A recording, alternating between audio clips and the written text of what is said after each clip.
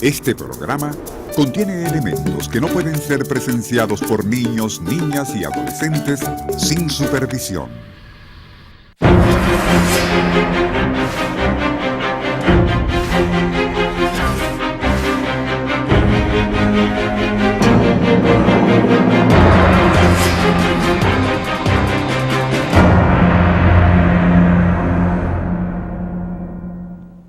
Las élites le tienen miedo a los pueblos, le tienen miedo a la verdadera democracia, a la que Lincoln, Abraham, ese otro mártir, definió muy clarito con 3 conceptos: democracia, gobierno del pueblo, gobierno por el pueblo y gobierno para el pueblo. No es el gobierno de la burguesía, el gobierno de la élite. Y cuando surgen los pueblos, entonces sueltan a los gorilas. Eso es lo que ha pasado en Honduras.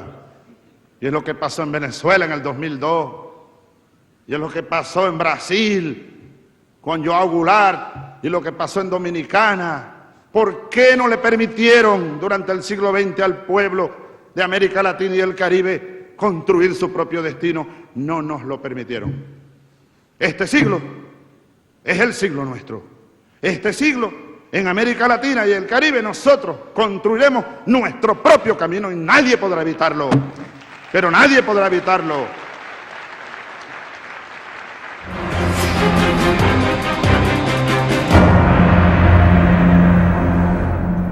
Sí, pues indiscutiblemente este va a ser el siglo de la liberación en este continente, de la unión. Y estamos en el debate socialista el día de hoy dentro del marco de la 8ª cumbre de la Alianza Bolivariana para los Pueblos de Nuestra América y por supuesto tomando en consideración el momento histórico, por qué la unidad en este momento de nuestro proceso geohistórico.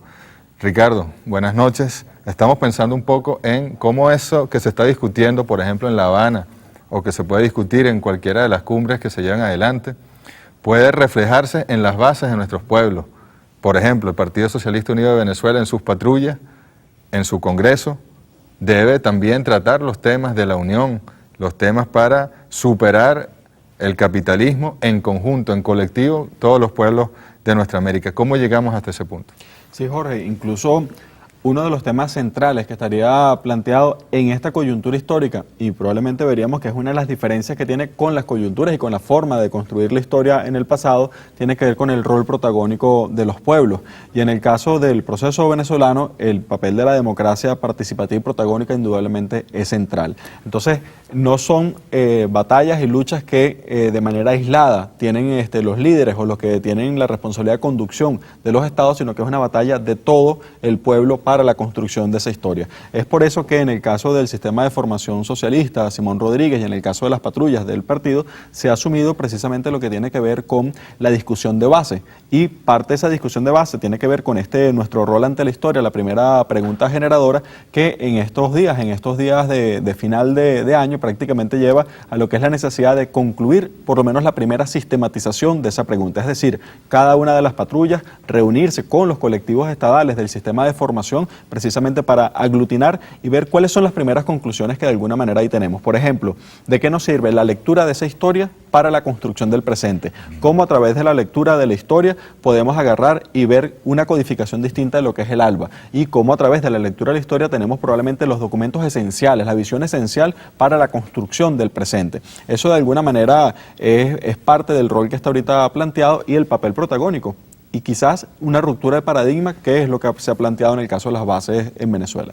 Sí, definitivamente lo que nos dice Ricardo es verdad. Hay que tratar de concluir en este mes de diciembre la discusión de la primera pregunta generadora para avanzar hacia la segunda. No se puede avanzar hacia la segunda sin haber discutido quiénes somos, de dónde vinimos, por qué nuestras luchas y cómo nos contextualizamos en este momento de la humanidad, para luego ir a la construcción del socialismo.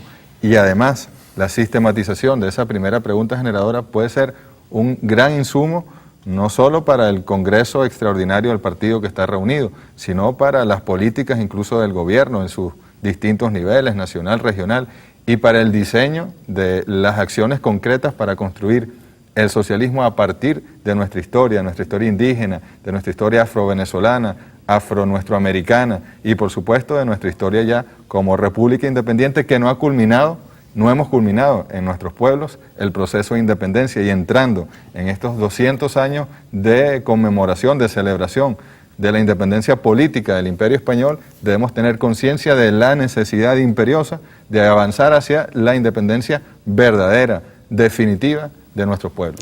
Incluso, Jorge, pensando en esta semana, no solamente en la cumbre del ALBA que se está efectuando, que está prácticamente en desarrollo, y lo que tiene que ver con el papel protagónico de los pueblos para la defensa de la humanidad, en términos de lo que tiene que ver, por ejemplo, con el cambio climático. Pero además, en el caso de Venezuela, tenemos una coyuntura fundamental, por ejemplo, para sistematizar y para llegar a, digamos, una primera aproximación, porque nunca es la aproximación final, una primera aproximación que cierre de alguna forma esta pregunta generadora, y tiene nada más y nada menos que ver con el 17 de diciembre y aquel recordar ese nuevo aniversario del fallecimiento, de la muerte de Bolívar, lo que ha sido la cita constante que ha venido planteando el presidente sobre la manera en que eso habría ocurrido, y recordar las frases de Neruda de regreso cada 100 años cuando regrese el pueblo, y es precisamente parte de lo que estaría incluso en el próximo año bicentenario que inicia. Claro, porque bien lo ha dicho el presidente, el Libertador murió en la soledad, murió fuera de su patria chica, pues de su Venezuela, prácticamente expulsado de Colombia, aunque estaba en territorio colombiano, porque su pensamiento de vanguardia, su pensamiento que estaba como adelantado al momento histórico, era una amenaza, o lo fue para el Imperio Español y lo era ya para las oligarquías que se estaban adueñando del poder. Llegó a decir que había arado en el mar, llegó a decir que no había más nada que hacer. Sin embargo, hace 11 años que en este país hemos demostrado que sí es posible avanzar, pero no lo va a poder hacer el presidente Chávez solo, ni el presidente con sus ministros, ni el presidente con sus ministros y el partido. 1000 dirigentes que haya son insuficientes. Los líderes tienen que surgir de las bases, de esas patrullas, esos patrulleros, esas patrulleras deben desarrollarse en formación, en conocimiento, en estudio, para poder de verdad dar la gran batalla de la liberación. Sí, incluso vamos a ver en los segmentos siguientes parte de este debate, de lo que sería la aplicación de este debate en el contexto de la integración, que es un tema central de lo que nosotros estamos viviendo, pero una experiencia absolutamente positiva y emular. Por ejemplo, uno de los invitados que tenemos, que es la profesora Nora Castañeda, estaba la conclusión de su patrulla en términos del proceso de discusión. Allá agarraron y dispusieron en la pared la sistematización, lo que cada quien recogía de la primera pregunta generadora, y una experiencia positiva. Posteriormente subrayaron aquello en lo que no estaban de acuerdo y por ahí empezó la discusión en esa reunión final de sistematización. Bueno, esas son experiencias e insumos que están, y además el ejemplo de una persona como esta que viene al debate. Sí, pues además Nora no solo es la presidenta del Banco de la Mujer, es profesora, es delegada al Congreso Extraordinario del partido y es miembro sobre todo de su patrulla en su base, y ahí es donde no falta nunca. Por allí comienza su trabajo revolucionario desde su base y luego se refleja, se reproduce ese trabajo en las demás instancias donde participa. Eso es un ejemplo a seguir y ojalá que todos los militantes del partido que estamos integrados en patrulla lo hiciéramos. Primero nuestra patrulla, primero la discusión en la base y luego en las demás, en las esferas de nuestra acción, ser revolucionarios por sobre todas las cosas. Vamos a ir a la pausa y al regreso entonces vamos a entrar en los insumos para el debate con Nora Castañeda y el profesor Pedro Calzadilla, a hablar de la unidad de nuestros pueblos. Ya volvemos.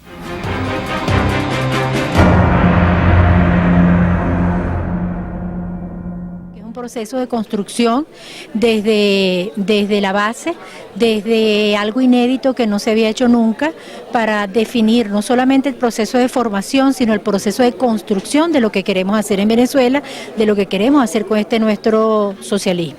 Muchas de las patrullas en este momento ya están debatiendo sobre la primera pregunta generadora, que orienta sobre cuál es nuestro rol como pueblo de Bolívar frente al socialismo del siglo XXI.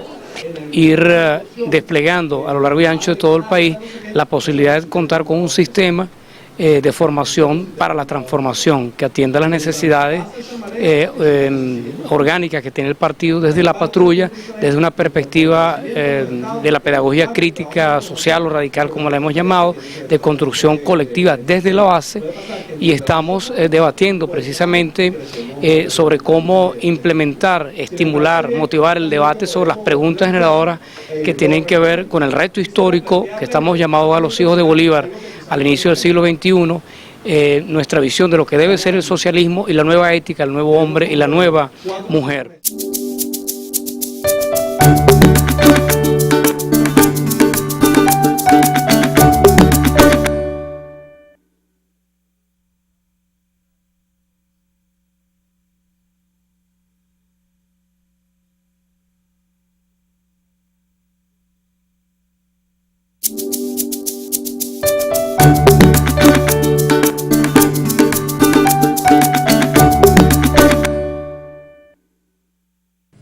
En esta historia de Sudamérica, de Latinoamérica, han sido permanentes intervenciones de Estados Unidos, intervenciones políticas y militares. Presidentes, llegó a la conclusión que desde Estados Unidos trata de crearnos desconfianza a presidentes de Sudamérica, que estamos gestando la unidad, la integración de Sudamérica, respetándonos. Cada gobierno, cada presidente, cada partido en su país tiene derecho a adoptar medidas o políticas económicas, sean socialistas, sean comunistas, sean capitalistas, sean en el marco del modelo neoliberal, se respeta. Pero algo que no podemos vender, ni alquilar, ni prestar es la dignidad de la soberanía de nuestras naciones.